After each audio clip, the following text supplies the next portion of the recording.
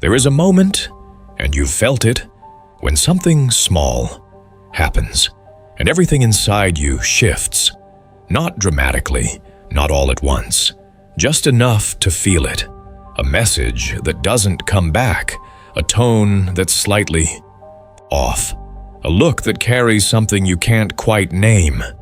And quietly, without deciding to, you hand over the controls. Your thoughts begin to circle the moment. Your mood adjusts around it. Your day bends toward it. What's remarkable isn't that it happened. What's remarkable is how fast it happened, how automatic it felt, how little choice seemed to be involved. That's where everything begins. If this is the kind of thinking you want more of, the kind that slows everything down and helps you see yourself more clearly, then make sure you're subscribed to Stoic Mindset. There's more coming that you won't want to miss. And if this one stays with you, leave a comment below. Sometimes just putting it into words is where the shift begins. Most people assume that emotional reactions are just responses, that something happens and you feel accordingly. But if you slow down and trace the pattern honestly, a different picture emerges. It isn't just this situation. It's the same reaction in different forms, different people, different moments, the same internal movement.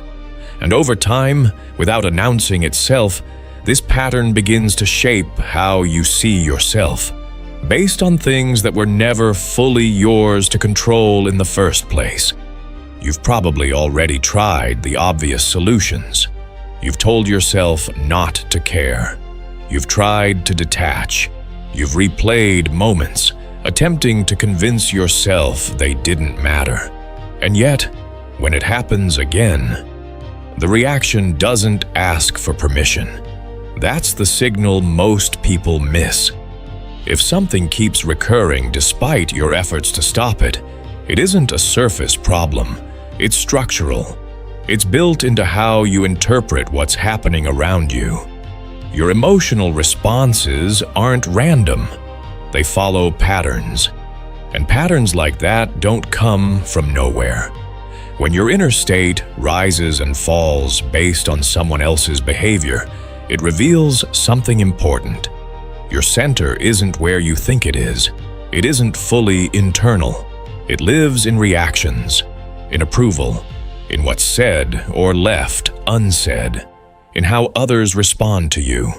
And because of that, it keeps shifting, not because something inside you changed, but because something outside did. That's why it feels unstable. Because it is. You're trying to stand on something that moves. And no matter how carefully you balance yourself, the ground keeps shifting underneath you.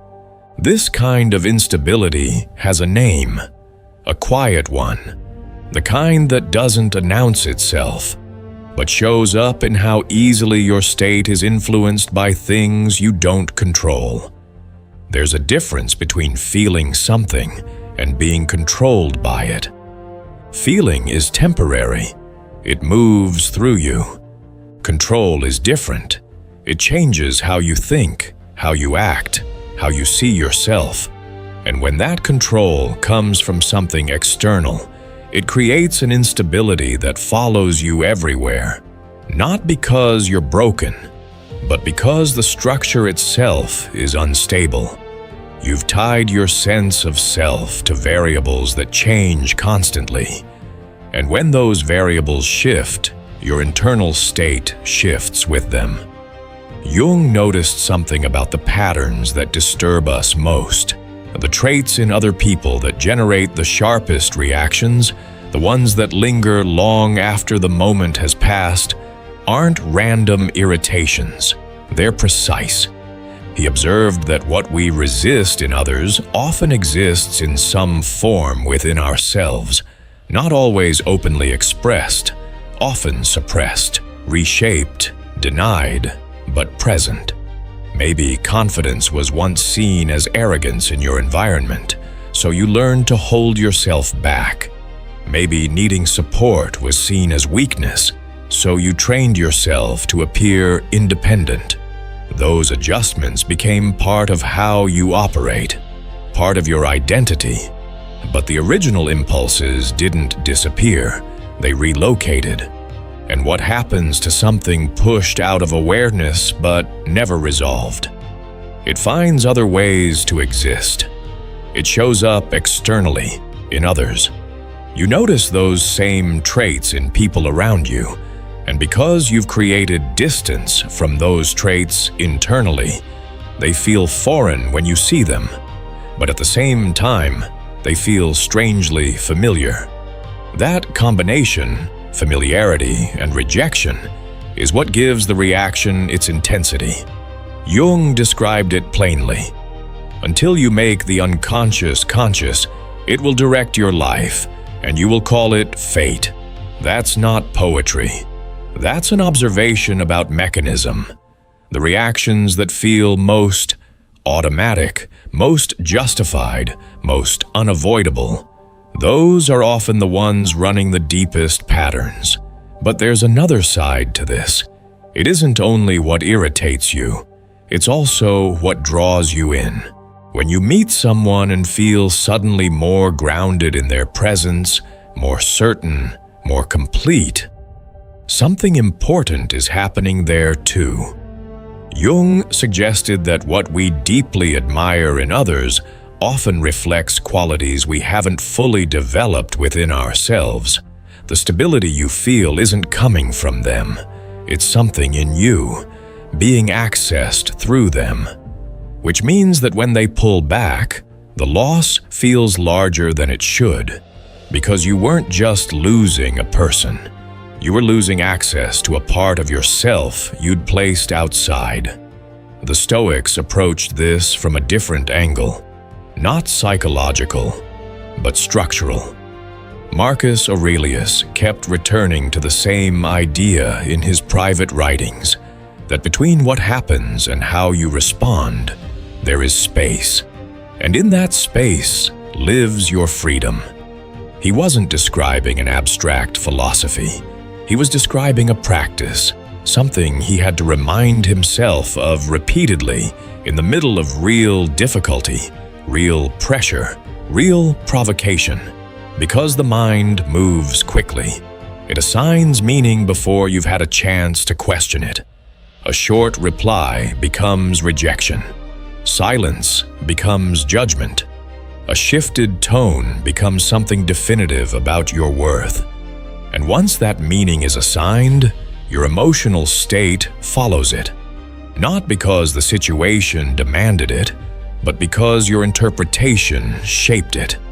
The pain is not caused by the thing itself, but by your judgment of it. That's not a comforting idea.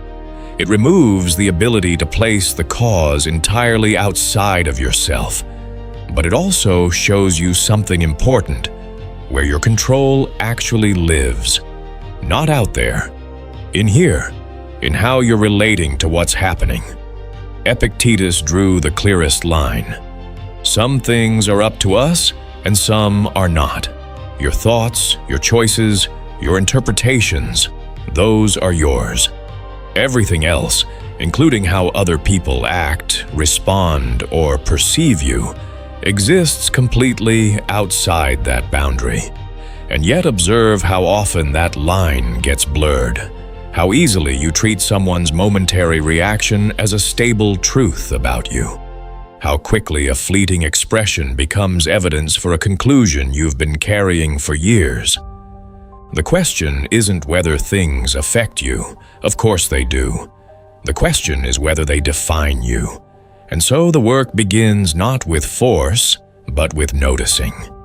The first thing that changes is simply the speed. You slow down between the event and the meaning you assign to it. Not artificially, not as performance, just enough to notice that the event and your interpretation of it are two separate things. Because once you see that distinction, even briefly, you've created a choice, a real one, that wasn't there before. And then you begin to question the intensity. When something hits harder than the situation seems to warrant, that's information, not a problem to suppress, a signal pointing inward, something worth asking honestly. What is this touching that was already sensitive before this moment arrived? The same applies to the traits that most reliably disturb you in others. Not to erase the reaction, but to look at it more carefully. When you find yourself reacting to someone's arrogance, their neediness, their dishonesty, it's worth asking whether some version of that trait exists somewhere in your own inner life, suppressed or redirected. The irritation often softens when you stop treating it as entirely separate from you. And when someone's presence makes you feel more whole, more capable, more clear, that feeling is worth examining too. Not to diminish the connection, but to ask what is being reflected back that you haven't yet built within yourself. Because the goal isn't to need less from the world. It's to stop outsourcing what you're already capable of developing. There's also the image most of us carry, a version of ourselves that functions, that performs, that keeps things smooth. And because that version has been rewarded, we protect it. But the more tightly it's held, the more vulnerable it becomes. Because now any challenge to the image feels like a challenge to the self. Loosening that identification doesn't mean abandoning your standards. It means your sense of stability no longer depends entirely on how you're perceived. And the subtlest shift of all is learning the difference between observing a reaction and suppressing one. Suppression pushes the reaction down, but doesn't resolve anything. It waits. It builds pressure. Observation is different. It brings the reaction into awareness without immediately acting on it. You see it as something that's happening rather than something that completely defines the moment. And that distance, however small, changes the dynamic entirely. There's a passage in Marcus Aurelius that stays with you once you've really read it. Not as philosophy, but as confession. He's reminding himself again to come back to his own mind, to not be carried out by events, to maintain the thread back to himself even when everything external is pulling. He wasn't writing as someone who had mastered this. He was writing as someone practicing it, imperfectly, daily. That's what this actually looks like. Not a moment of breakthrough after which you're no longer affected, but a repeated return, a repeated noticing, a repeated choosing of where to place your center. Seneca wrote that we suffer more often in imagination than in reality, and if you watch your own reactions honestly, you'll see it. How much of the disturbance comes not from what happened, but from what you concluded, what you anticipated, what you kept replaying. The event passes, the interpretation lingers. But interpretations can be examined. They can be questioned. They can lose their automatic authority over you, not all at once, not perfectly, but consistently, through practice. This is where everything begins to settle. Not into certainty, not into indifference, but into something quieter than either. A stability that doesn't require the world to behave a certain way. That isn't dismantled by a shifted tone or a delayed reply. That holds even when something external changes, because it isn't built on the external in the first place.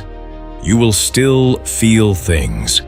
That isn't the goal, to feel less. The goal is to understand what your feelings are tied to, so they stop running you automatically. You will still be affected by people, but being affected is different from being controlled. One passes through, the other takes up residence. The control you were looking for was never out there. It was always in the space between what happens and what you decide. It means, in the moment before you hand yourself over, in the pause that most people never take. That pause is small, but inside it is everything. Because the moment you stop letting the outside world decide who you are, something quiet takes its place. Not noise, not performance, just the steadiness of a center that has finally come home to itself. And once you've felt even a glimpse of that, you will not want to go back. If something here moved something in you, don't let it fade into just another passing thought. Drop a comment below. Share what landed, what you're still sitting with, or what you've been carrying that this helped you see more clearly. And if you haven't already, subscribe to Stoic Mindset. This is the kind of work we do here, slowly, honestly, without shortcuts. One idea at a time. We'll see you in the next one. Stay stoic.